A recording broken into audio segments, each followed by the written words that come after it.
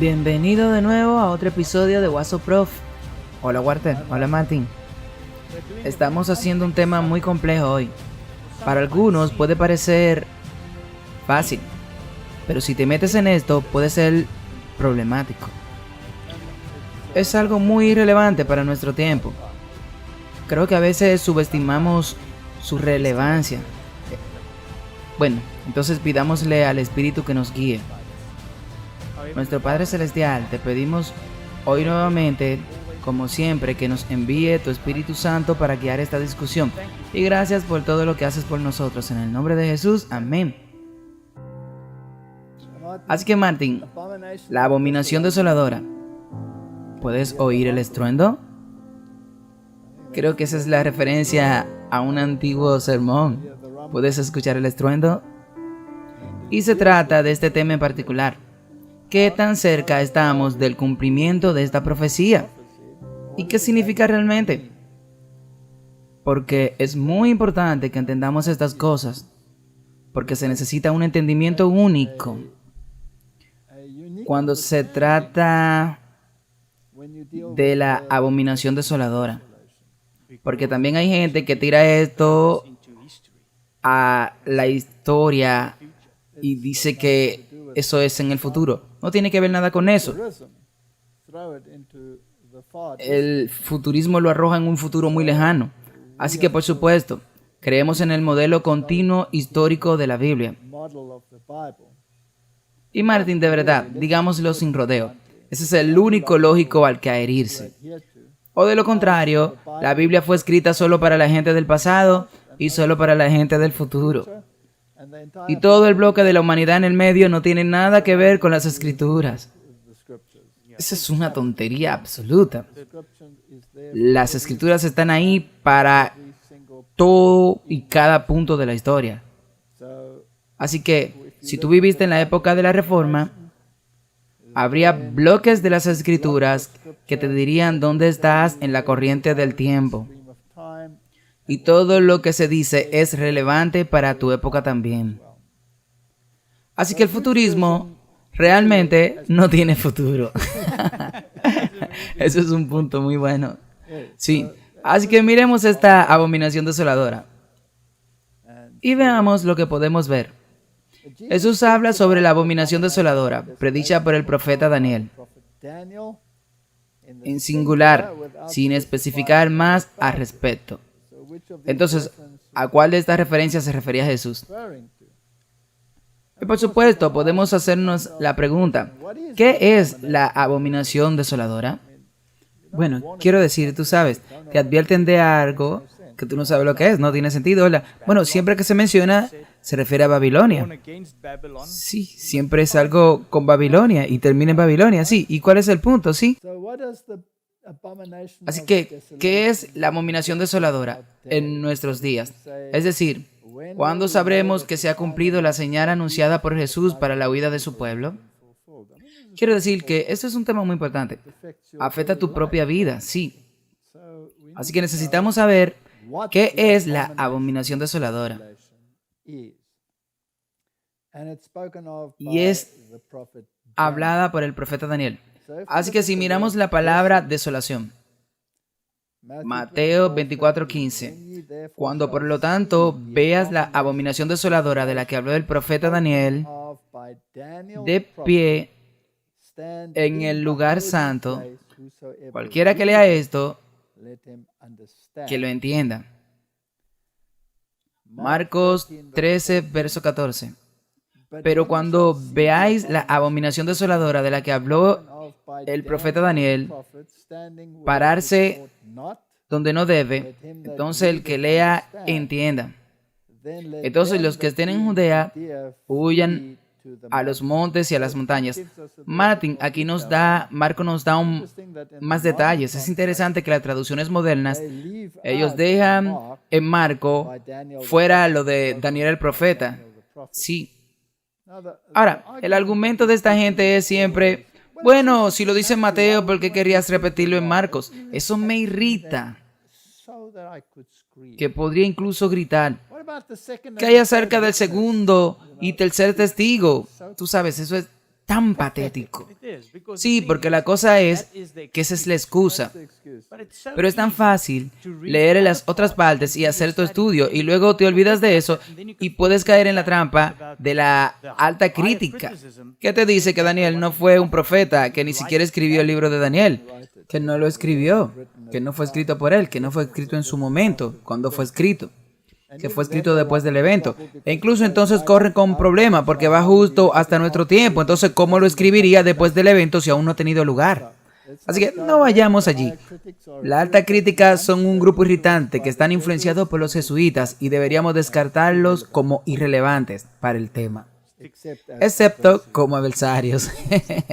Ciñete a la Biblia y al continuo histórico. Correcto.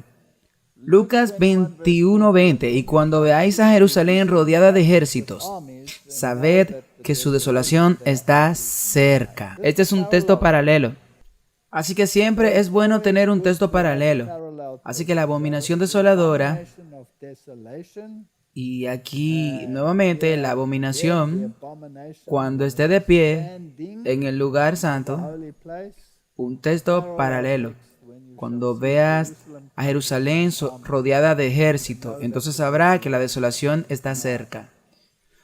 Recuerda que Mateo y Lucas son profecías de doble aplicación. ¿Cuál es la señal de tu venida y del fin de la era?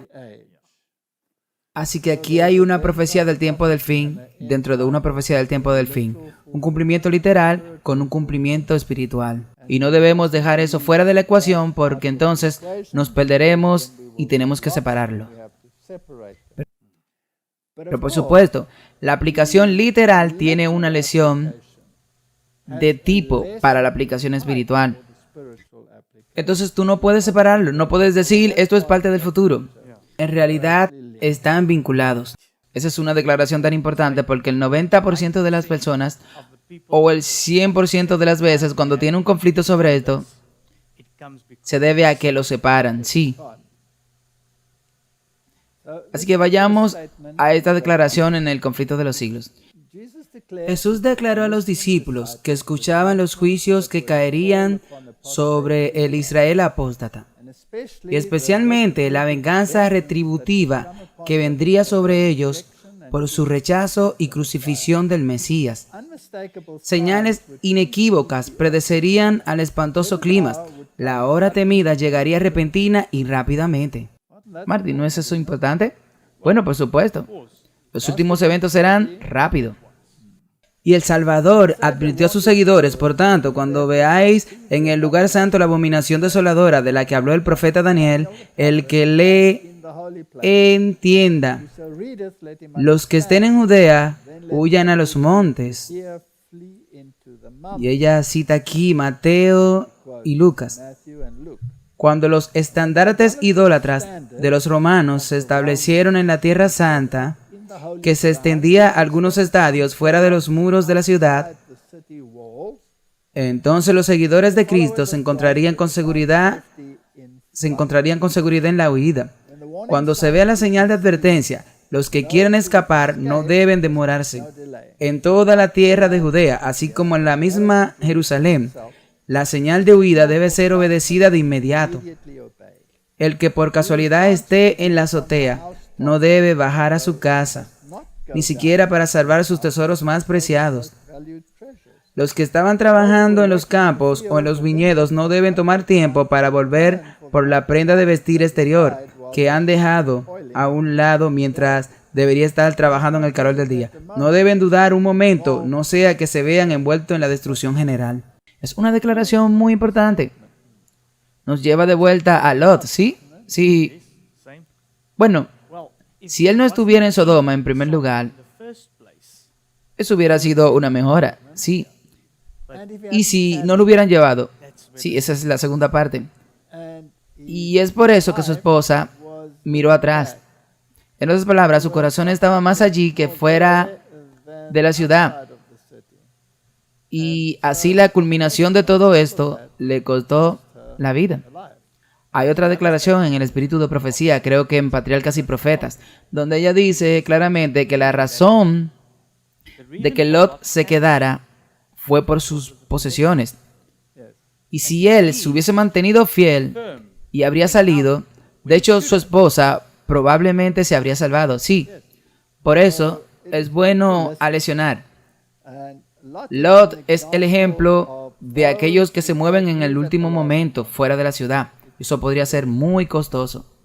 Ok, y otra cosa que hay que recordar o notar es que esto tiene que ver con el primer asedio. Pero recuerda, Martin, que el primer asedio es un tipo del segundo asedio. Y lo que es importante, que es posible que te pierdas si pienses que este es el segundo asedio. Y tú estés diciendo que ni siquiera entres, que te está diciendo que no entres a tu casa si está en el techo. Esto suena como una huida rápida. Es una huida rápida. Pero es importante recordar que esto fue en el primer asedio. La razón es que si tú crees que es solo para el segundo asedio, es posible que te pillen desprevenido. Bueno, entremos en algunos detalles. ¿A qué se refiere cuando habla de la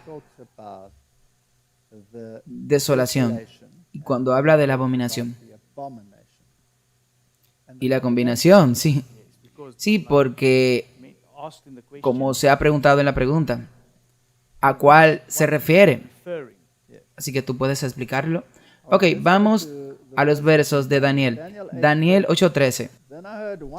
Entonces oí hablar a un santo, y otro santo dijo a aquel santo que hablaba: Santo, recuerda que él estaba escuchando a los ángeles hablando, porque él estaba en visión, diciendo: ¿hasta cuándo durará la visión del continuo sacrificio? Ahora recuerda que sacrificio fue agregado, y está en cursiva en el original porque no está ahí, fue agregado.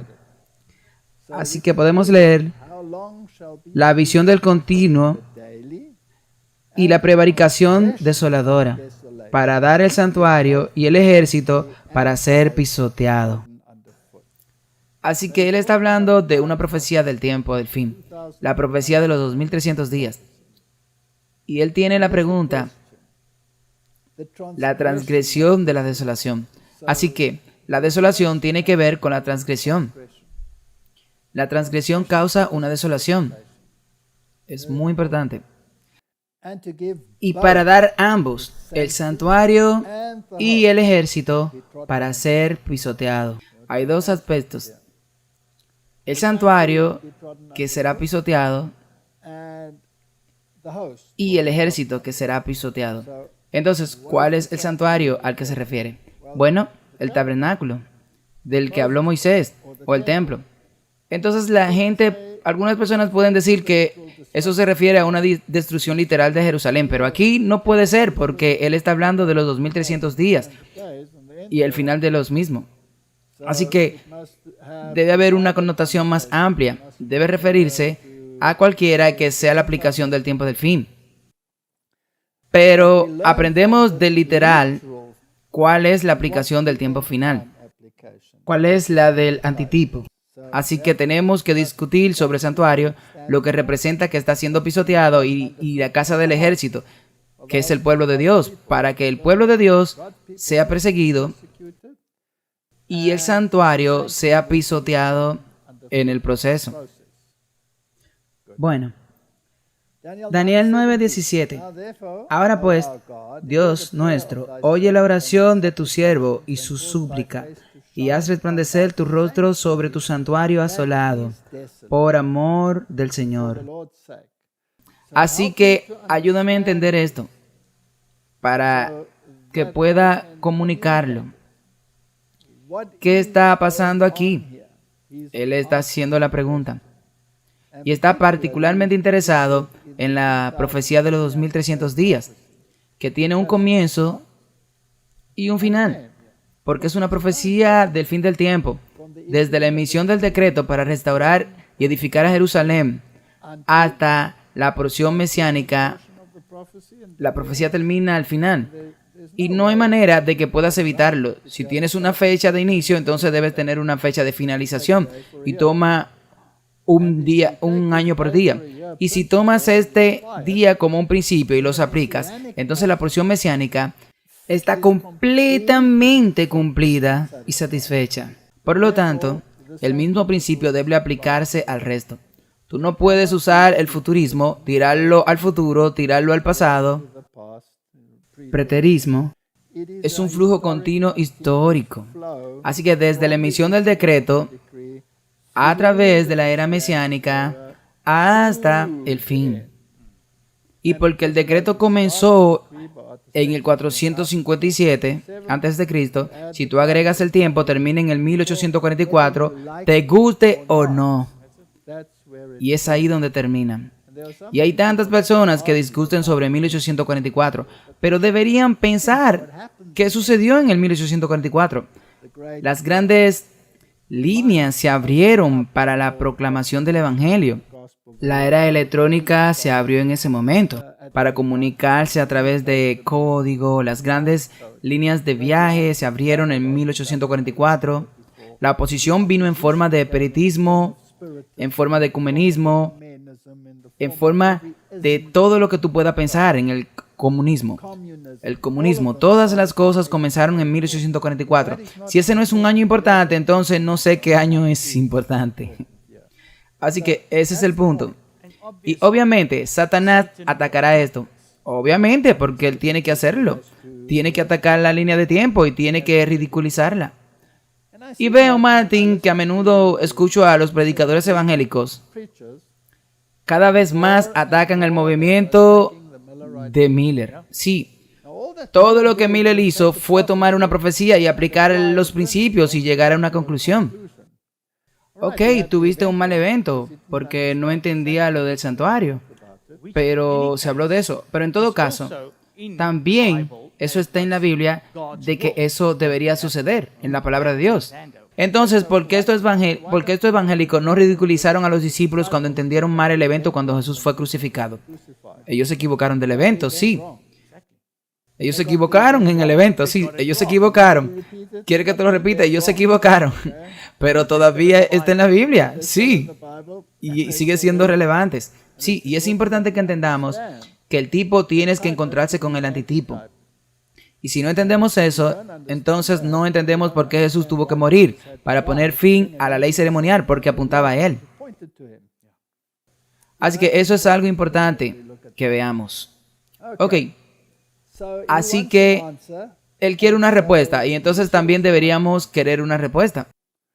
Daniel 9:27. Y él confirmará el pacto con muchos por una semana.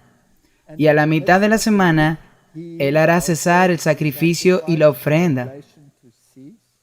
Y por la multitud de las abominaciones la dejará desolada hasta la consumación.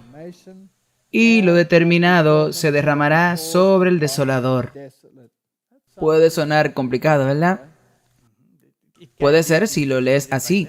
Si lo lees así y lo saca de esa parte de la profecía que en realidad contrasta al Mesías con el antimesías, digámoslo de esa manera. El que construye y el que destruye. Y él confirmará el pacto con muchos por una semana. Esa es la última semana en la profecía de las 70 semanas. Así que, ¿quién confirmará el pacto? Obviamente es el Mesías. ¿Ok? Y a la mitad de la semana, de esos 3 años y medio, esa final semana, él hará cesar el sacrificio y la ofrenda. Ahora, ellos están en el futurismo y aplican eso al anticristo. Y luego lo arrojan al pasado o al futuro. Es ridículo. La forma en la que el sistema de sacrificio llegó a su fin fue con la muerte de Jesús. Así que hazte la pregunta. ¿Murió Jesús a la mitad de la semana? En otras palabras, 3 años y medio. Si toma el principio de años por día, 3 años y medio del inicio de su ministerio, ¿sí o no? Sí. Entonces es el cumplimiento de la profecía. Así que él puso fin al sistema de sacrificios al convertirse en el sacrificio perfecto. Eso es importante, ¿verdad? Necesitamos entender eso, porque si tú no lo sabes, entonces puedes terminar como el catolicismo. Entonces todos están en todo tipo de direcciones. Así que él hará cesar el sacrificio y la ofrenda. Algunas personas dirán, pero él no lo hizo, los romanos lo hicieron. Si quieren discutir de esta manera. Pero él dice, yo entregué mi vida y la retomo voluntariamente. y por la sobredifusión de la abominación. Así que ahora estamos hablando del lado negativo. Jesús no trae un lado negativo, solo trae positivo. Él hará la desolación hasta la consumación, y esa determinación será derramada sobre el desolador. Así que la abominación se establece a partir de algún momento y continúa hasta el final, hasta que ella misma sea destruida. Sí, y eso será con la roca que ha venido del cielo, que es la venida de Jesús. Ok, así que necesitamos saber quién está siendo desolado, cómo está siendo desolado, pero obviamente había una aplicación literal. Los romanos vinieron, llegó el ejército romano, rodearon a Jerusalén, lo desolaron, lo aplastaron. Pero debe haber una aplicación espiritual, porque si vas a la primera, dice que el santuario y el ejército serán pisoteados durante todo ese periodo. Entonces, ¿qué sucede allí? Tendremos que mirar eso. Daniel 11:31. Y se levantarán armas de su parte y profanarán el santuario de la fortaleza. Cada vez el santuario siempre está ahí. Y quitarán el continuo sacrificio.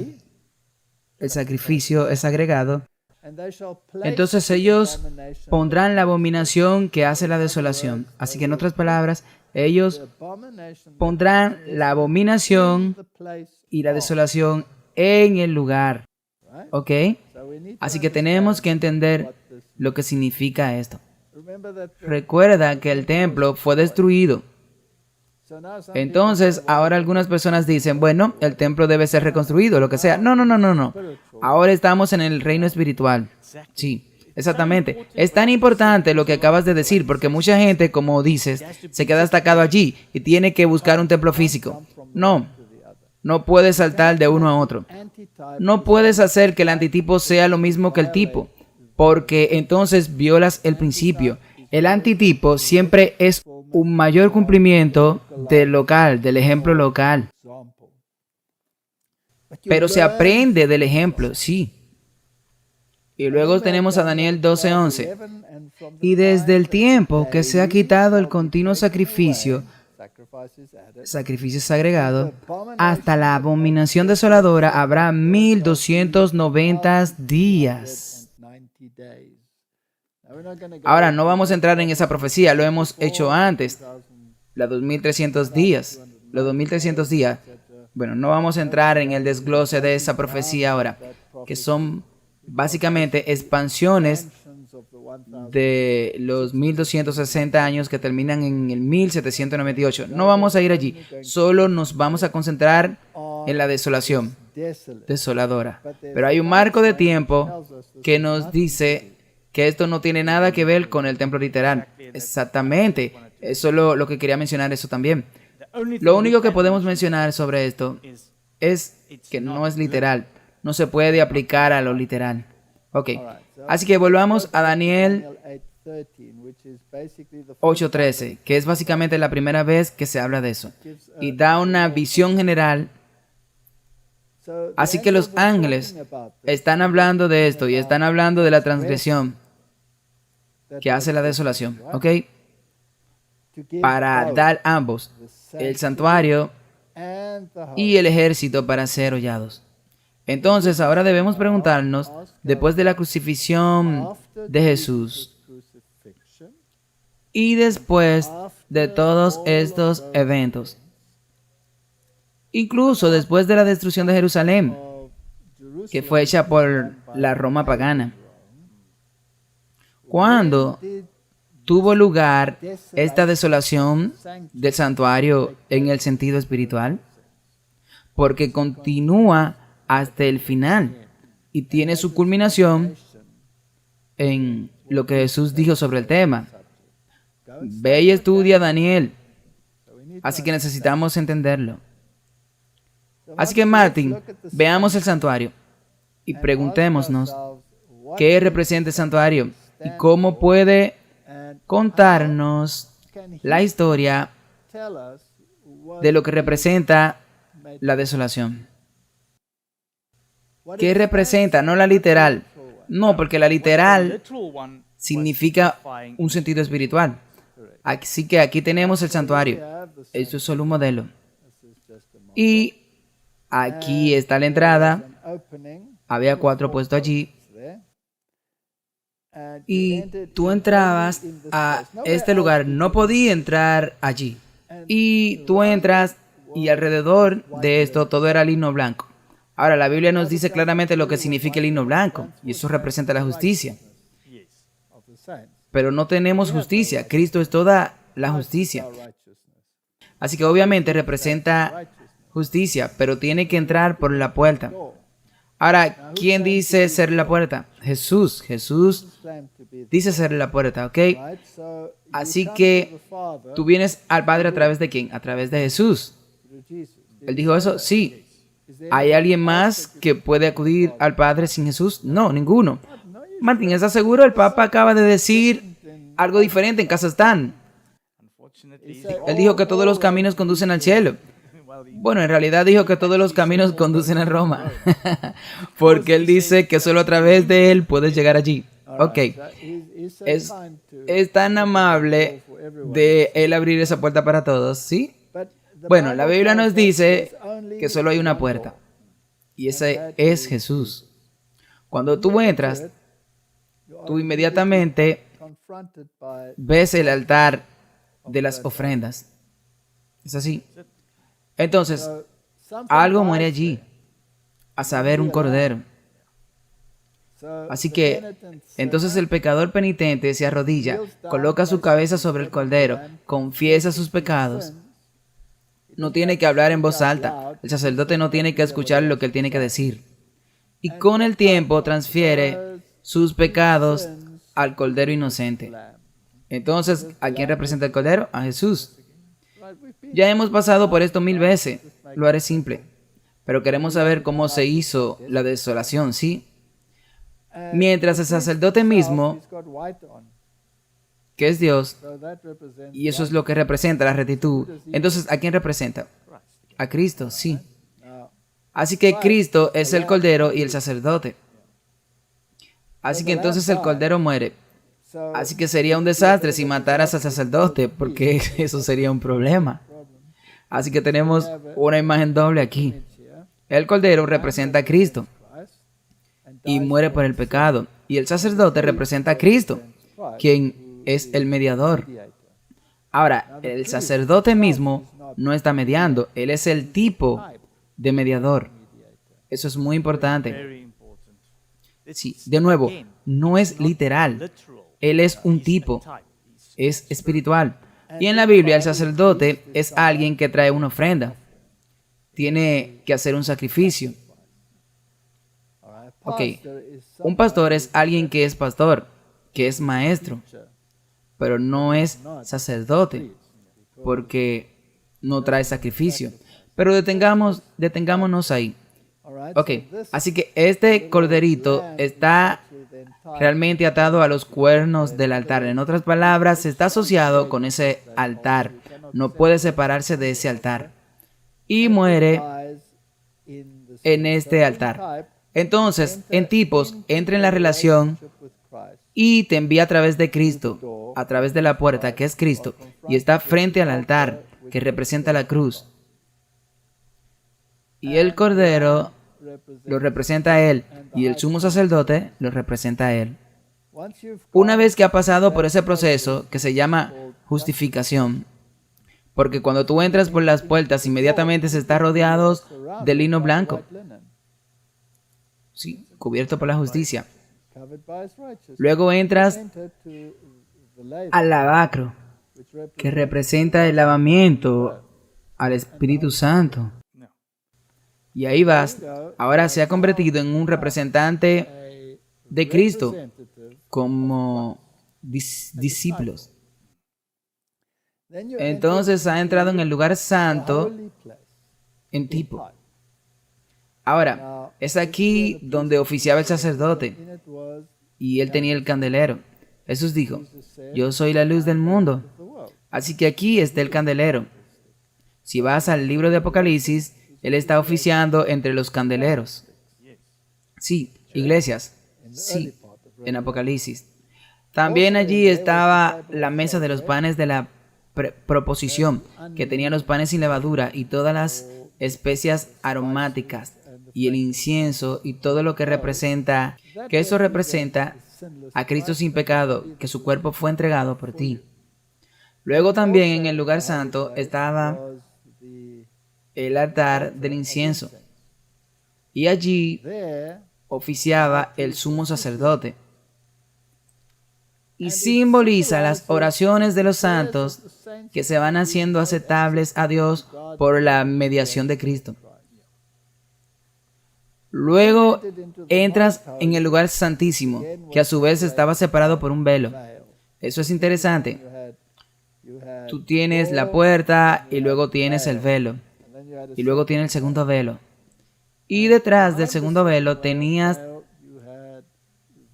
el arca de la alianza. Ya hemos discutido lo que había en la arca. No tenemos que hablar sobre eso. Tenía la vara de Aarón y todas esas cosas y el maná. Los 10 mandamientos que estaban allí escritos con el dedo de Dios. Y encima estaba el propiciatorio. Y encima de ellos, 2 ángeles mirando hacia abajo en el propiciatorio, en una forma muy contemplativa. Ahí tienes el plan de salvación. Para cómo llego a Dios, entro por la puerta, que es Cristo, acepto su ofrenda en mi favor, recibo la justicia de Cristo, que es la justificación, soy limpiado y empoderado por el Espíritu Santo para ser un discípulo de Cristo y un representante. Y eso también se puede hacer a través del bautismo, ¿sí? Y representa el bautismo. Y representa el lavado y la limpieza. Y luego participo de Jesús, la luz del mundo, que es la palabra de Dios. Tu palabra es lámpara a mis pies y lumbrera a mi camino.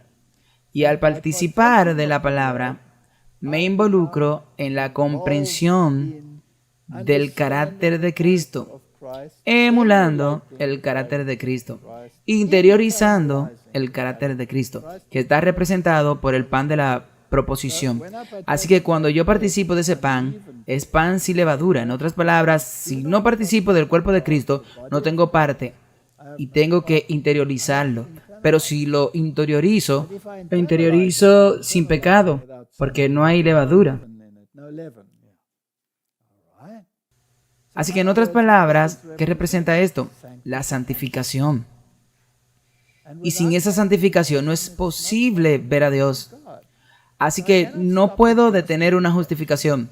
Debo proceder al renacimiento y debo proceder a la santificación. Y las oraciones que ofrezco se hacen aceptables a Dios. Y todos los pecados que confieso quedan registrados en ese santuario, porque la sangre se aplica a los cuernos del altar del incienso. Así que ahí está el disco duro con billones y billones de terabytes que contienen todos los pecados confesados, el registro de los pecados. Es como una situación judicial.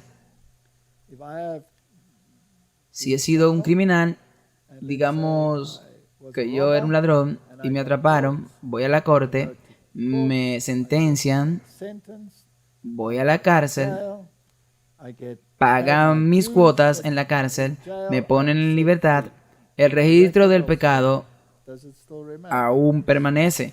Entonces, si me atrapan nuevamente, buscarán en los libros y dirán, disculpe, el registro dice que usted ha hecho esto. Por lo tanto, no tiene circunstancias atenuantes.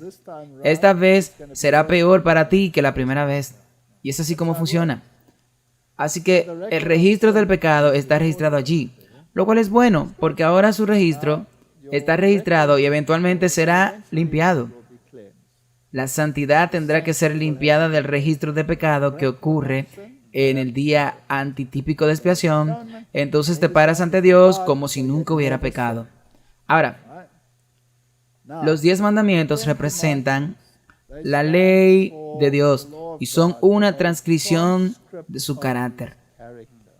Si haces un estudio paralelo en la Biblia, tú verás que cada uno de ellos dice que la ley es la ley, que la ley es la ley, la ley es la ley, y lo hará regularmente, y luego verá que Dios es Dios, Dios es Dios, y es exactamente lo que dice igual. Así que esa es la transcripción de su carácter. Y tú tienes el propiciatorio, que te protege de la condenación de la ley. Y los ángeles miran hacia abajo sobre el propiciatorio y miran con asombro porque ven el gran precio del Hijo de Dios para aplicar esa misericordia. Porque si Dios es 100% justo, se debe hacer justicia. Y la justicia exige la vida del pecador. La paga del pecado es muerte.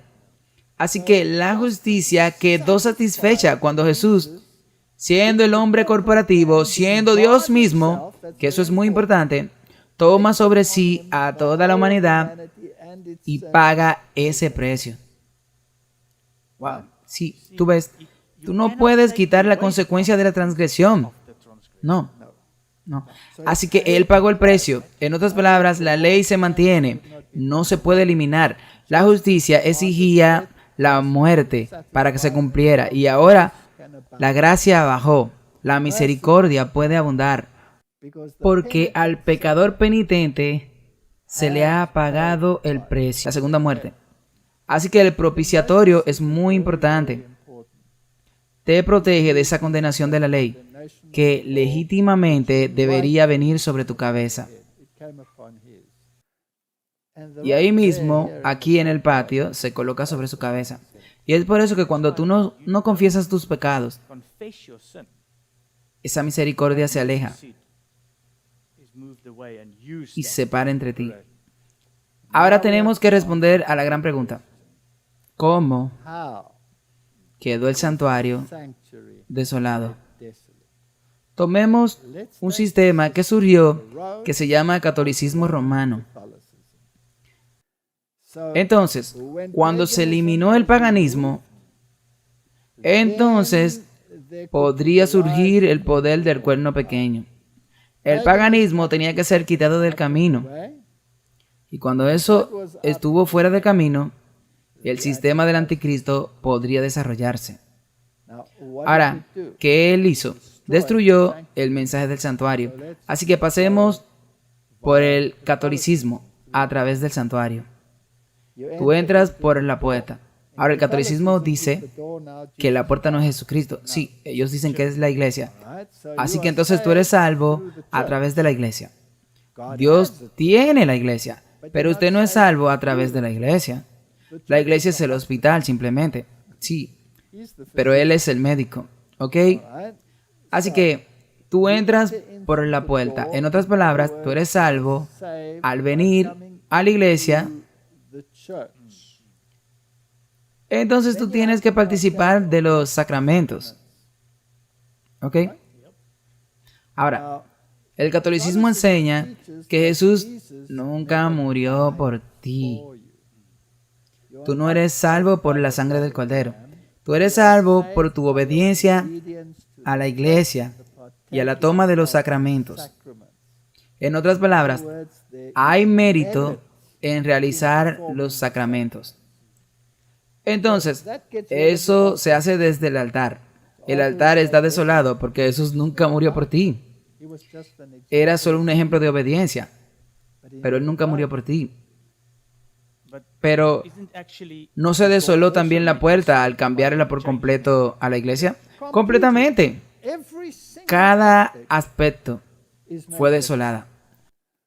Así que la puerta está desolada. La justicia de Cristo ya no es su justicia. Ahora son tus buenas obras, tu obediencia. Así que el lino blanco queda anulado y sin valor. El cordero se hace nulo y sin efecto. El bautismo, que es un renacimiento en sentido espiritual, se ha trasladado al bautismo de infantes. En otras palabras, ser miembro de una iglesia sin una decisión cognitiva. Así que el lavacro se hace nulo y sin efecto. ¿Quién se convierte en la luz del mundo? La iglesia. La iglesia es la luz del mundo. Te dirá lo que está bien y lo que está mal. Por su propia volición te lo dirá. Así que no es Jesús, ya no es la luz del mundo. Es la oscuridad de la iglesia, es el magisterio. Sí, el Papa y los obispos que te definen la verdad para ti. Tu palabra es lámpara a mis pies y luz a mi camino. No como el catequismo, está escrito que por la iglesia, que es una luz bajo tus pies y una lámpara en tu camino, tú escucharás eso. Y entonces cuando se trata de internalizar el cuerpo de Cristo, lo convertirán en un sacrificio perpetuo. Cuando la Biblia dice que por un solo sacrificio Él ha hecho perfecto para siempre. Entonces la mesa de los panes de la proposición es destruida. Luego la mediación, el altar del incienso. El sumo sacerdote, Jesús es el mediador, no el sacerdote que se convierte en el mediador. Tú tienes que conseguir el perdón de tus pecados del sacerdote aquí. Y Él es el mediador, no Cristo. Ahora, ¿qué hay del lugar santísimo? Ahora, hay un velo entre los dos. Jesús dijo que el velo representa mi carne. Y cuando Jesús murió en la cruz, ese velo se rompió de arriba abajo, mostrando que la separación que había entre judío y gentil, de acuerdo a lo que Pablo escribió sobre el tema, se ha ido y el evangelio es para todo el mundo. Ahora, tome el arca de la alianza, dentro que está la ley, y dentro está la vara de Aarón, y adentro está la parte del maná. Ahora, la ley es la transcripción del carácter de Dios. Pero aquí la ley ha sido cambiada. Sí, está desolada. Porque una vez que cambias la ley, rompes una, la rompes todas. Y quitaron el segundo y cambiaron el cuarto. Y ellos formularon todo el resto. Y quitaron todas las promesas. Y quitaron cualquier cargo privado que tuviera, que no pasara por la iglesia. Así que todo el mensaje del santuario, todo el plan de salvación ha sido totalmente cambiado. Es una abominación. Es inconfundible. No puedes verlo de otra manera. Y hicieron la desolación. No hay forma de estar seguro. Ahora, cuando estoy entrando a través de Cristo y estoy rodeado por la justicia de Cristo, ¿de quién es el mérito que recibo? De Cristo. Eso es que ese mérito me es contado. En otras palabras, me apropié por fe. No es mi justicia, es su justicia. Ahora bien, ¿quién reparte el mérito en el sistema católico? El Papa. El Papa distribuye el mérito. Y distribuye el exceso de mérito por los santos y hasta Cristo. Así que ahora tú tienes este tesoro de méritos. Y lo encuentra ahora, viendo que Cristo nunca murió por ti y todavía tú eres responsable de pagar el precio de tus propios pecados. Por eso desarrollaron el purgatorio. Y en el purgatorio tú pagas el precio de tus pecados. Ahora bien, ¿quién puede aplicar la misericordia y liberarte de ese castigo? De nuevo el Papa. El Papa puede hacer eso. Entonces tienes ocasiones en las que lo hace con una indulgencia masiva, cuando toma su martillito y golpea la puerta para que pueda abrirla, para que las almas puedan salir del purgatorio. El que suple la misericordia y se convierte en el propiciatorio es el Papa. Entonces, Martín, ¿están los ángeles mirando maravillados al Papa? ¿Y están maravillados de la misericordia que dispensa? No creo. Es una abominación ventajosa, venenosa. No se me ocurre una mejor palabra. No, si hubiera una, estoy seguro que la Biblia la habría usado. Entonces, es una abominación. Todo el sistema es una abominación. Martín, si tú participas en algún aspecto de la abominación, ¿eres tú parte de la abominación? Sí, porque no hay una sola parte de este mensaje o sistema del santuario Ninguna que pueda ser alterada. Es como la ley de Dios. Tú no puedes alterar el plan de salvación. Así que ellos no solo lo manipularon, sino que lo destruyeron por completo. Lo han dejado desolado. ¿Qué significa la palabra desolado? Nada. No queda nada, nada. Así que si no queda nada y entras allí y participas de algo, digamos, una cosa simple, digamos, el lavacro. El lavacro, después de una decisión de confesar tus pecados y aceptar el sacrificio del Cordero, entonces debe ser una decisión de un adulto, sí. Bueno, convirtámoslo en un bautismo infantil, dicen ellos, y han destruido parte del santuario. Si tú reconoces al papado como el sumo sacerdote de los cristianos, ¿no estás entonces profanando el santuario? Con seguridad, definitivamente. Ok. Si tú predicas el futurismo o el preterismo, ¿no está profanando el santuario? Porque tú estás sacando a Cristo de la historia, arrojándolo al pasado y arrojándolo al futuro, y los pobres que están en el medio no tienen a dónde ir. Está profanando el plan de salvación. Está profanando el santuario. Está siendo desolado. Así que en realidad, como dijiste, cualquier organización eclesiástica o cualquiera que participe en cualquiera de estas desolaciones de las que las iglesias romanas forma parte de esto.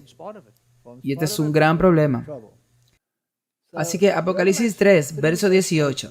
Este es el consejo a la iglesia de la Odisea. Y esa es la última iglesia en la tierra, ¿verdad? Y ellos tienen que traer el mensaje final a la humanidad, que incluye los mensajes de los 3 ángeles del capítulo 14 de Apocalipsis. Lo que en realidad te lleva de vuelta al mensaje completo del santuario. Sí. Y si no lo haces, si no lo vincula al santuario, entonces no entendiste el punto. Entonces no está haciendo lo que la Biblia dice. Es decir, lo que escribió el profeta Daniel, que el lector entienda. Y de hecho, si vas a Apocalipsis 12, simplemente tomemos Apocalipsis 12, o Daniel capítulo 12. Luego leerá en el versículo 9, que dice: y él dijo, anda Daniel, porque estas palabras están cerradas y selladas hasta el tiempo del fin. Y el tiempo del fin se define por tiempos y la mitad de un tiempo, que esos son los 1260 días, día por años, 1260 años, que es el tiempo de la supremacía papal. Y él dijo, anda Daniel, porque estas palabras están cerradas y selladas hasta el tiempo del fin. Entonces, en cualquier momento, después del 1798, muchos serán purificados y emblanquecidos. En otras palabras, recibirán la justicia de Cristo. Mas los impíos obrarán impíamente, y ninguno de los impíos entenderá.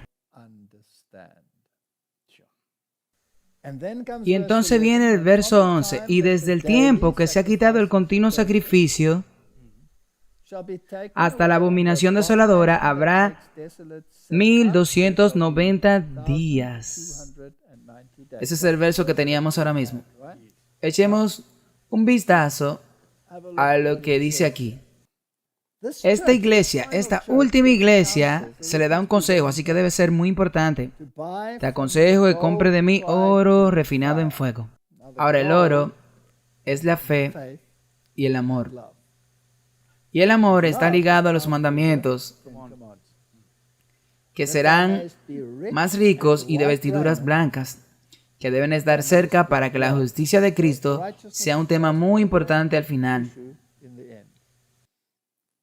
Y que no se descubra la vergüenza de tu desnudez, y unge tus ojos con colirio para que veas. Es muy importante que entendamos los temas que necesitamos para ganar el oro, que es la fe y el amor.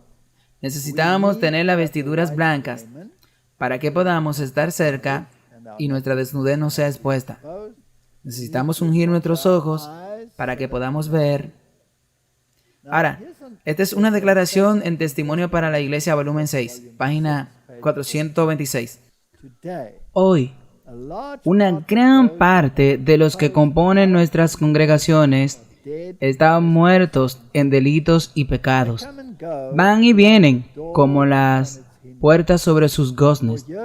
Durante años han escuchado con complacencia las verdades más solemnes y conmovedoras, pero no las han puesto en práctica. Por lo tanto, son cada vez menos sensibles a las preciosidades de la verdad. Los conmovedores testimonios de reprensión y advertencia no los despiertan al arrepentimiento. Las melodías más dulces que salen de Dios a través de los labios humanos, la justificación por la fe y la justicia de Cristo, no suscitan en ellos unas respuestas de amor y gratitud. Aunque el mercader celestial muestra ante ellos las más ricas joyas de la fe y el amor, aunque los invita a comprar de él oro refinado en fuego y vestiduras blancas para vestirse y colirio para que puedan ver, endurecen sus corazones contra él y no cambian su tibieza por amor y celo. Mientras hacen profesión, niegan el poder de la piedad. Si continúan en este estado, Dios los rechazará. Se están incapacitando para ser miembros de su familia. ¡Wow! Eso es un tema importante. Importante. Son palabras tan fuertes, pero todavía se están enraizadas en la palabra. Tú no puedes negarla. Ok, volvamos al santuario. Por cierto, esta palabra desolación aparece muchas veces en la Biblia, pero los profetas que más la usan son Isaías y Jeremías. Y luego, por supuesto, la tenemos en Daniel 4 veces. Muchos pastores, dice Jeremías 12:10, han destruido mi viña, han hollado mi heredad, han convertido mi heredad en un desierto asolado. Muchos pastores han destruido mi viña, han hollado mi heredad, han convertido mi heredad en un desierto asolado. Ahora, ese poder que iba a surgir, que haría que el santuario fuera desolado, fue Roma. Vimos cómo lo hicieron. Ellos entraron en el santuario y luego rompieron la casa. Ahora, ¿cuántas personas han sido asesinadas que se oponen a la visión de Roma? Millones, millones. A lo largo de los siglos, hay más sangre en nuestras manos que cualquier otra organización. Por lo tanto, el santurrón del Papa dice ahora, olvidémonos de esa historia y pretendamos que somos santos tirando toda la doctrina por la ventana. En otras palabras, pisotear un poco más el santuario. Sí. Ok. Leamos otra versión en Jeremías, verso 11. Ellos la han dejado desolada. Es muy claro cuando se refiere, ellos la han dejado desolada. Estando desolada me llora, toda la tierra queda desolada porque nadie la pone en su corazón. Básicamente fue lo que leímos en esa declaración. He aquí, esto es Lucas 13:35. Vuestra casa os he dejado desierta, y de cierto os digo que no me veréis hasta que venga la hora en que digáis, bendito el que viene en el nombre del Señor. Martín, hay muchos en ese versículo que no reconocemos. Por ejemplo, si tu casa está desolada, está vacía. Sí. ¿Vacía de qué? De la salvación. De Cristo, sí, de Cristo. Cristo no está ahí. Y ellos no lo verán hasta el fin. Sí. Y entonces Él viene con el juicio. Sí, ¿por qué? Porque lo están echando, porque lo echaron de la casa. Sí. Por ejemplo, Kazajstán.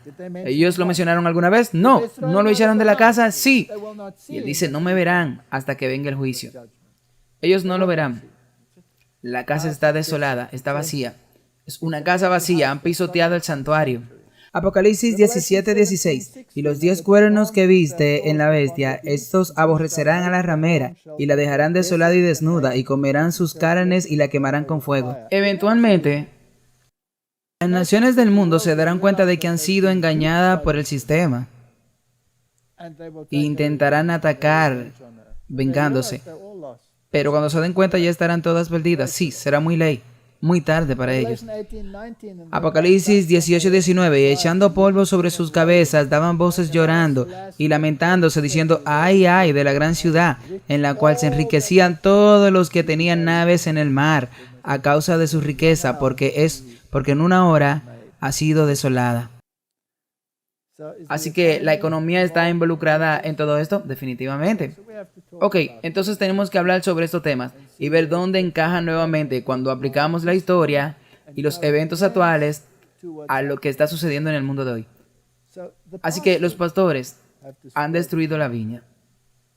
Ellos han cambiado el plan de salvación y aunque sea fraccionario, han participado igualmente en él.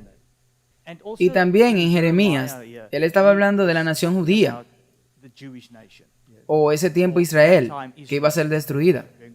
Y como mencionaste antes, es importante recordar que la casa, como la que vimos, es dejada desierta, es dejada desolada, entonces no sirve mirar a Israel, este país literal, para el fin de los tiempos. Eso es lo que los evangélicos dicen, pero ha sido desolada. ¿Por qué ha sido desolada? Porque han sacado a Cristo. Incluso algunos han tratado de traerlo de nuevo a Él. No es el mismo Cristo. Es uno que se dedica a traer liberación nacional y no uno que va a traer liberación del pecado. El pecado es el enemigo que debe ser destruido. Así que ellos están constantemente anulando y dejando sin efecto todo el mensaje del santuario, hablando de amor y trayendo sus tradiciones. Y tenemos, Martin, que mirar esto de nuevo y ver cómo se aplica. Así que volvamos a cuál era la pregunta que se planteó allí al principio. Así que Jesús entonces habla de la abominación desoladora, predicha por el profeta Daniel, en singular, sin especificar más al respecto. ¿A cuál de todas estas referencias se refiere Jesús? Bueno, algunos de ellos eran con respecto al literal. Por ejemplo, hoy explica la profecía de las 70 semanas, donde dice que el santuario será destruido. Pero la palabra abominación y las palabras asociadas con ella son un tipo, así que no puedes separarla. Tenemos que tomarlos todos en cuenta. Entonces, ¿qué representa la abominación y la desolación en nuestros días? Representa cualquier forma de cristianismo o cualquier religión que hace que el mensaje del santuario sea nulo e inválido. Así que el que lo hizo en una escala literal y persiguió a los que se les oponían fue el papado. Eso es todo. Así que cuando Jesús habla de estas cosas y cuando habla de este versículo, cuando vean la abominación desoladora de la que habló Daniel, el profeta, que está en el lugar santo, mire, el que lea, entienda. El texto paralelo está en Lucas capítulo 21 al 20. Y cuando tú veas a Jerusalén sitiada con ejércitos, sabe que su desolación está cerca.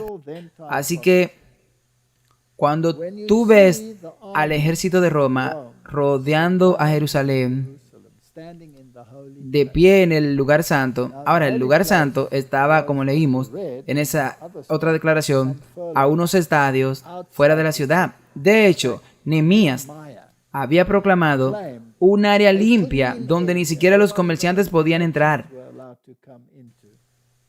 Y no podían entrar en el sábado para hacer su trabajo, por lo que el sábado era muy, muy importante.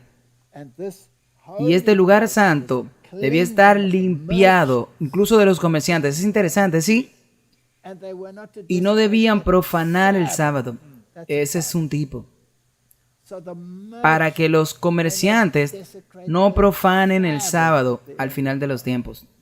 Ahora, hemos estado hablando mucho sobre eso y sobre la introducción de la ley dominical y todos esos asuntos. Y ellos quieren introducir una semana laboral de 4 días. Pero es interesante que las empresas le den libre el martes o el miércoles, pero no el sábado. Es muy interesante. Pero no vayamos allí.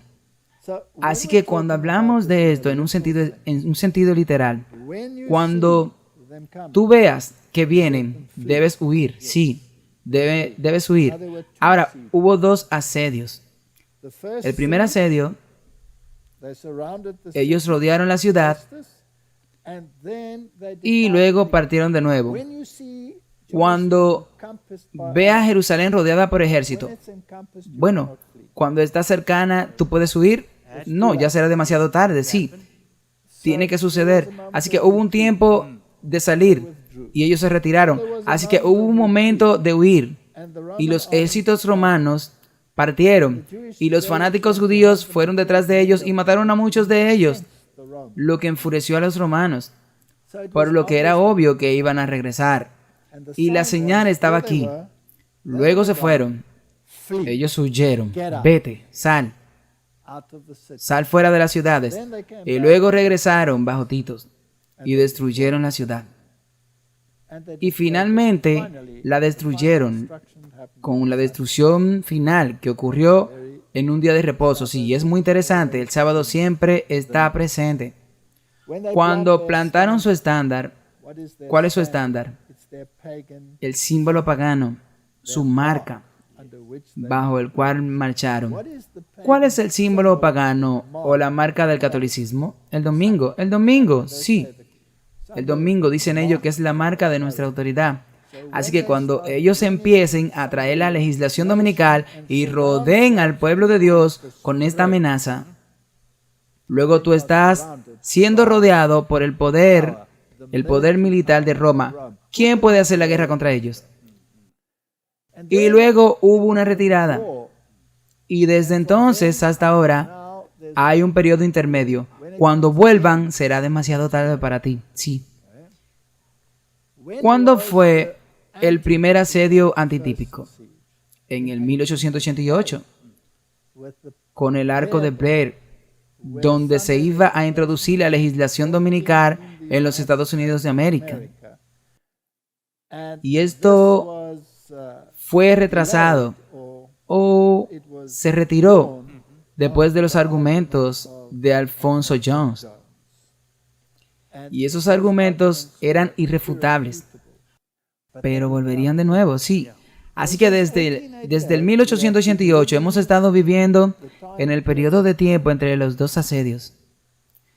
Y ya después de 1888, el espíritu de profecía dice que el tiempo ha llegado de dejar las ciudades, por lo que el pueblo de Dios debería dejar las ciudades. Ok, hay muchos que no están prestando atención a esta llamada y en realidad nunca deberían estar exactamente en las ciudades, pero algunos de ellos están. Así que, ¿cómo salir de las ciudades? Esa es una buena pregunta, sí, especialmente para las personas que puedan estar atacadas. Así que algunas personas dicen que no pueden salir de las ciudades. Bueno, entonces, otras deben preparar la forma para conectarse con las personas que tienen esta mentalidad, que quieren salir. Pídale a Dios que abra el camino. Y algunos lo habitarán y prepararán el camino para que otros puedan salir. Ahora, obviamente, puedes salir todavía en el último segundo, porque tenemos otro tipo, que es Lot. Ellos vinieron por Lot en el último segundo, pero es desgarrador. Y hubo bajas, sí. La esposa de Lot se perdió.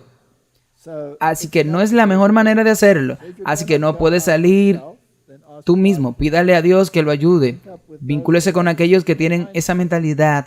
Y yo estoy seguro de que Dios abrirá un camino. Pero cuando tú veas que esto viene, cuando tú veas que el segundo asedio y los paganos se paran hablando del domingo y levantándose en alto por eso, ¿no está pasando en este momento, Martin?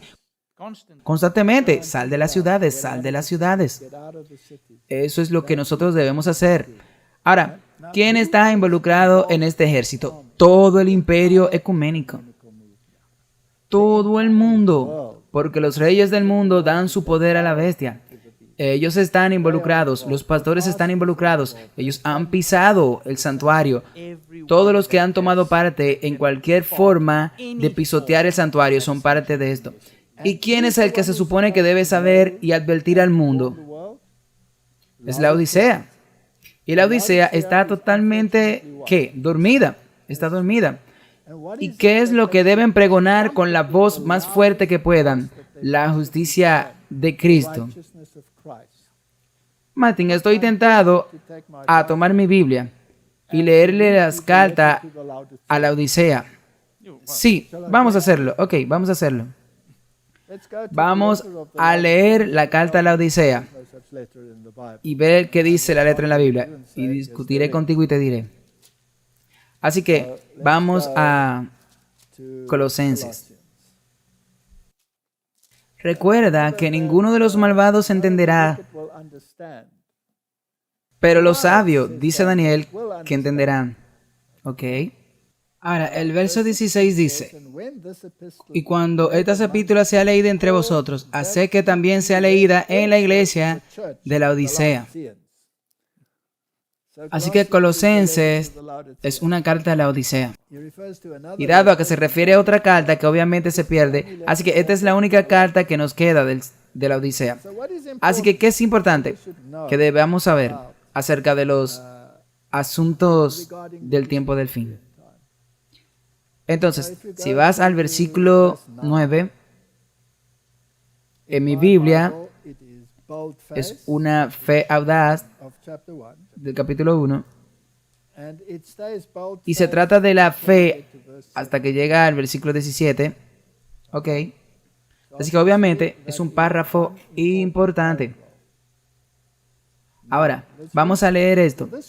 Por esta causa, también nosotros, desde el día que lo oímos, no cesamos de orar por vosotros y de desear que seáis llenos del conocimiento de su voluntad. No dice que los sabios entenderán y los malvados no entenderán, dice Daniel. Por eso quiere que tengamos conocimiento en toda su voluntad, sabiduría e inteligencia espiritual. Necesitamos eso. Para que andéis como os es digno del Señor, agradándole en todo, siendo fructíferos en toda buena obra y creciendo en el conocimiento de Dios, fortalecidos con todo poder conforme a la potencia de su gloria, para toda paciencia y longanimidad con gozo. Esa es la santificación. Dando gracias al Padre que nos hizo apto para ser partícipes de la herencia de los santos en luz, que nos ha librado de las potestades de las tinieblas y trasladado al reino de su amado Hijo. El verso 14.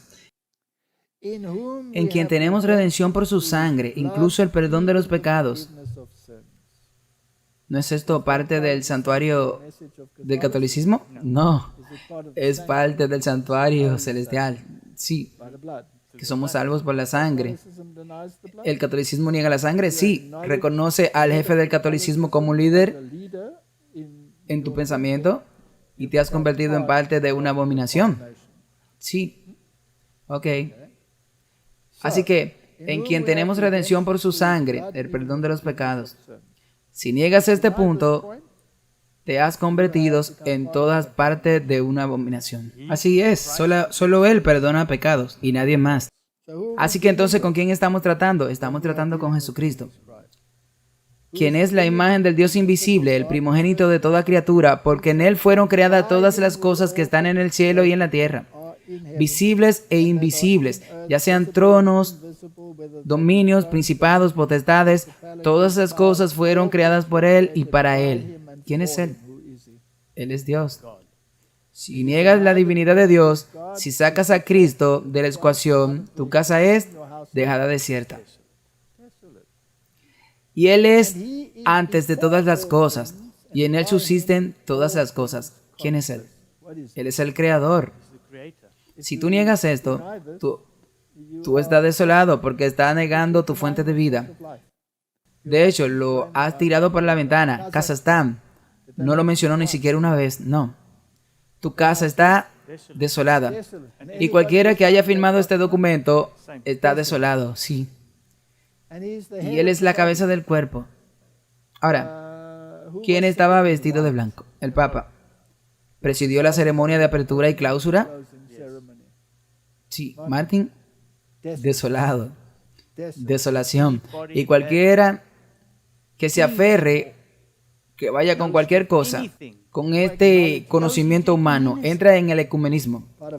Y Él es la cabeza del cuerpo, que es la iglesia, quien es el principio, el primogénito entre los muertos, para que en Él tenga toda la preeminencia. ¿Él tuvo alguna preeminencia en Kazajstán? Ninguno. desolación.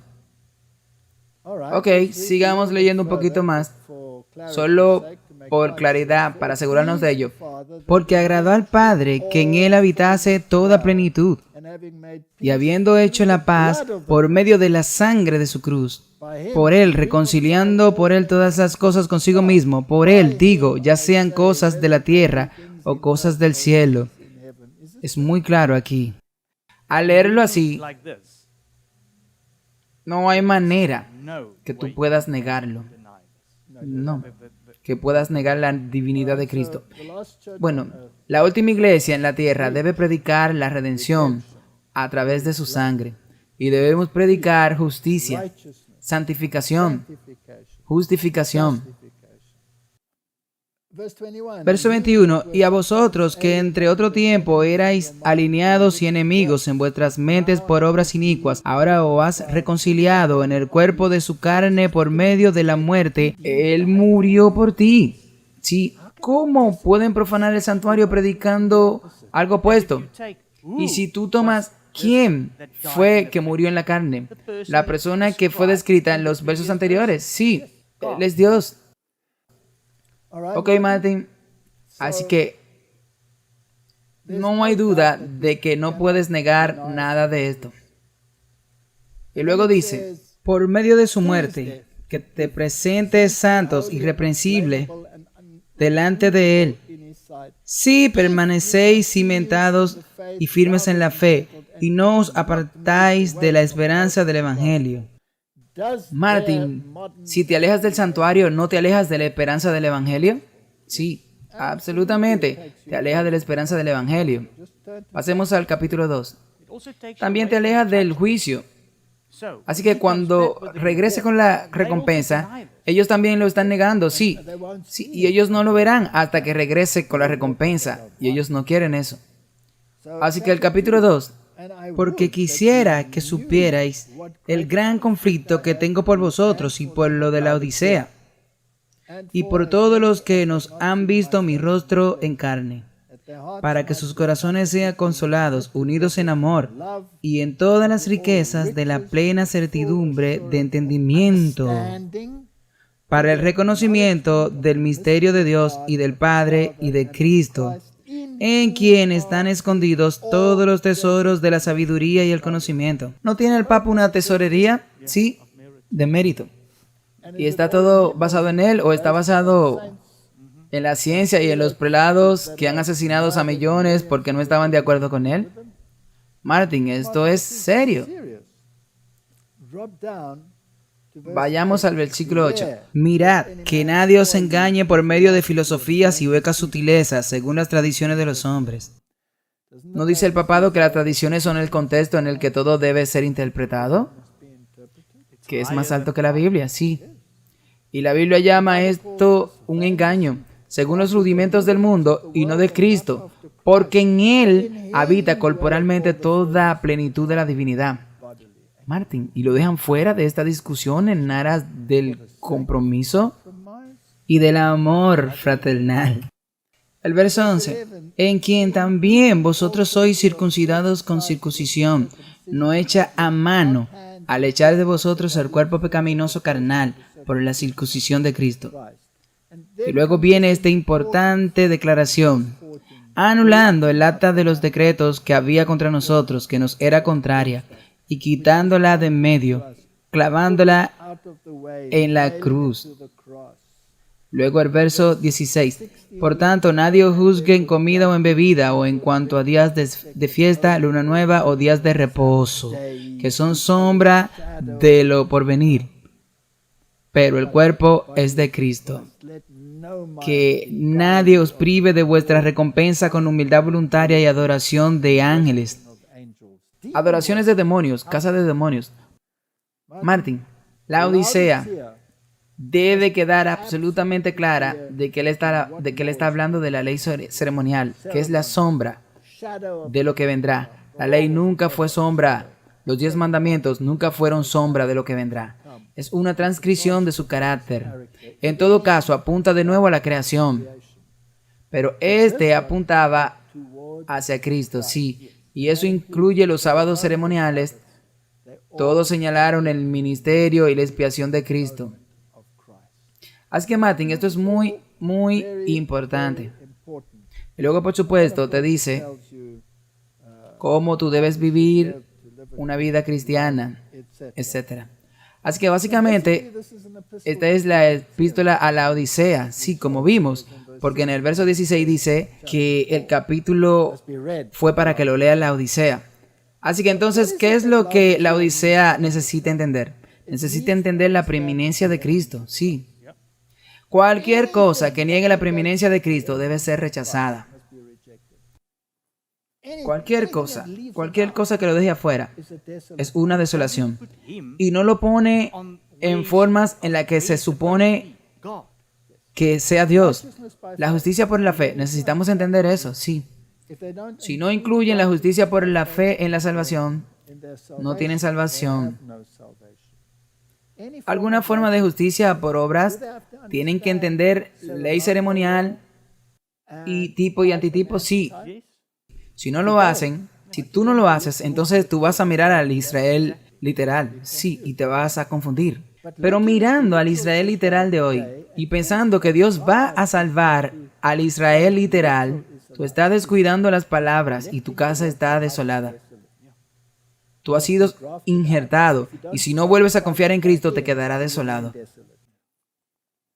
¿Ok? Se supone que debemos evitar la división. ¿Lo hacemos muy bien en la Odisea? No.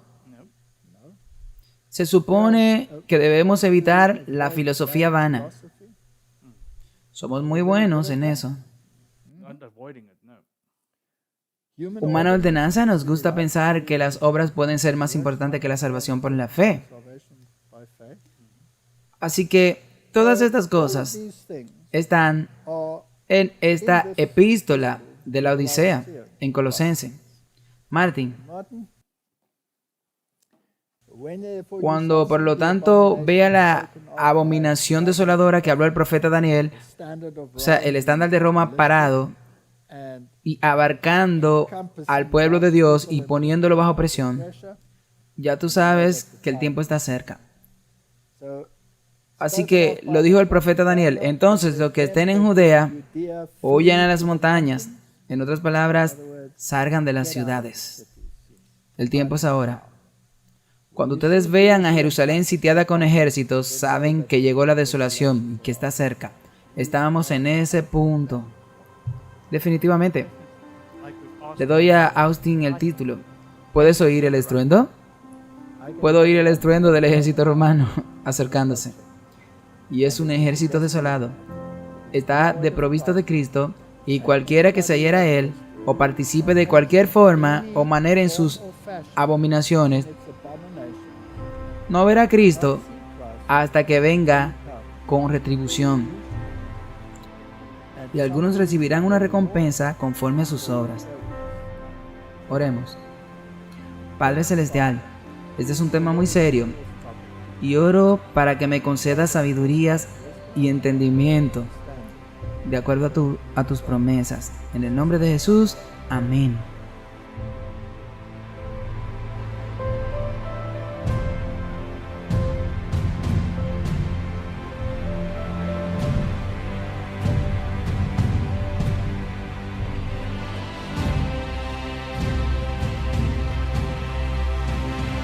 Sincera gratitud por su amable aliento, oraciones continuas y generoso apoyo financiero.